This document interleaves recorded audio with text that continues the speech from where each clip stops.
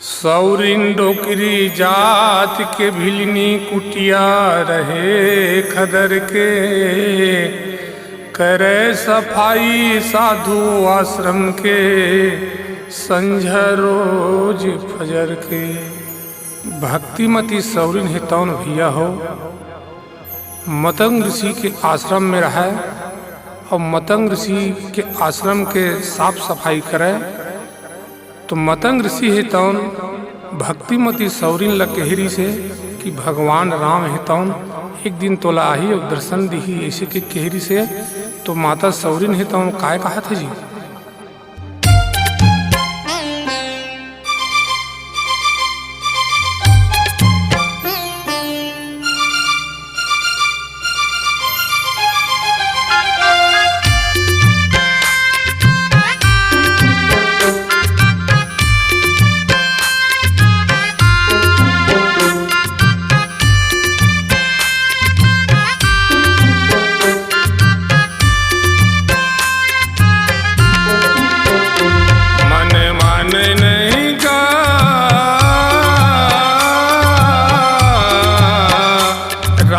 तोर सुध मुलाया थे, रामा तोर सुध मुलाया थे। ने माने नहीं गा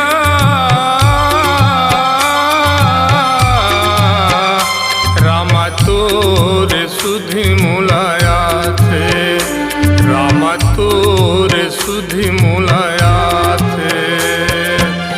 मन मन में गुना था तुम्ही ला सोचा था, मन मन में गुना था तुम्ही ला सोचा था। मोर माया नहीं जाने रामा, मोर माया नहीं जाने। मन माने नहीं गा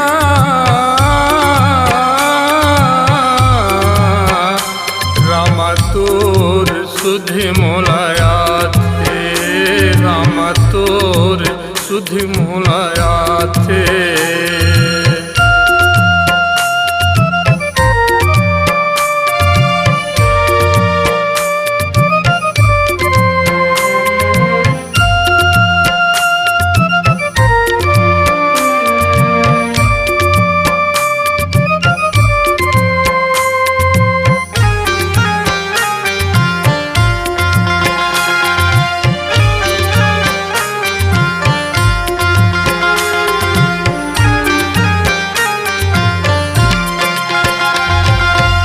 माया के डोरी माँ पीरित के डोरी माँ ऐसे बांधे मूल रामा, ऐसे बांधे मूल रामा। माया के डोरी माँ पीरित के डोरी माँ ऐसे बांधे मूल रामा, ऐसे बांधे मूल रामा। मन मन में गुना था तुम्ही ला सोचा था, मन मन में गुना था तुम्ही ला सोचा था। मोर माया नहीं जाने रामा, मोर माया नहीं जाने। मन माने नहीं गा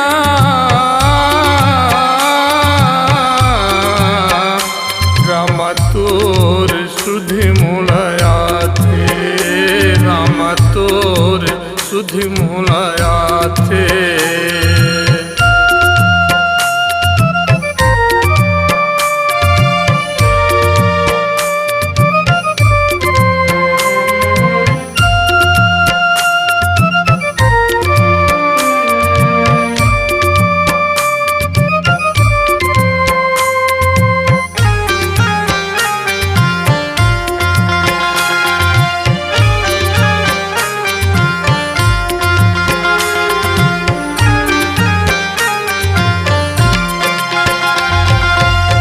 माया के सुतीरी माँ माया के गठरी माँ राखे हाँ तो ललुका के रामा, राखे हाँ तो ललुका के। माया के सुतीरी माँ माया के गठरी माँ राखे हाँ तो ललुका के रामा, राखे हों तोल लुका के। मन मन में सोचा था तू ही लगू न था, मन मन में सोचा था तू ही लगू न था, मोर माया नहीं जाने रामा, मोर माया नहीं जाने, मन मान नहीं गा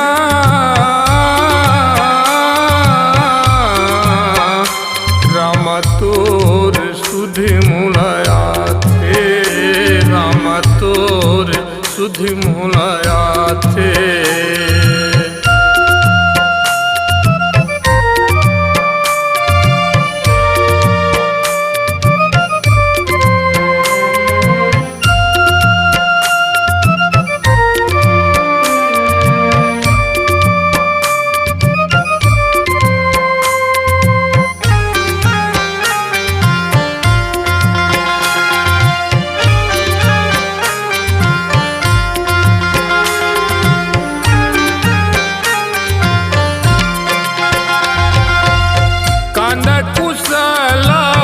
मैं रखे हों अंतस में तोल बसा के रामा, अंतस में तोल बसा के।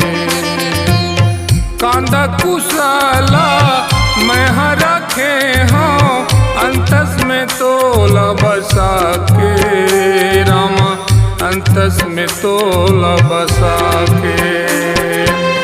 मन मन में सोचा था तू ही लगू न था, मन मन में सोचा था तू ही लगू न था, मोर माया नहीं जाने रामा, मोर माया